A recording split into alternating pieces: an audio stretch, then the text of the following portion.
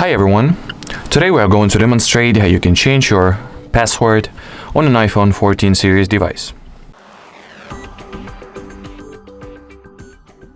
So first of all you gotta launch Settings, next enter the Face ID and Passcode category, in here enter the current passcode you have, scroll the page down, go for the Change Passcode option over here, then enter the passcode that you currently have, the password that you currently have, and after that enter the new password that you would like to use.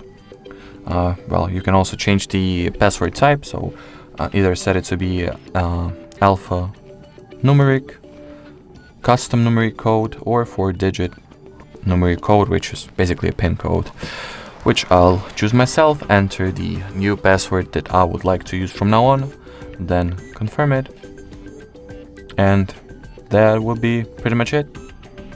Wait until the changes that you've just made will take effect.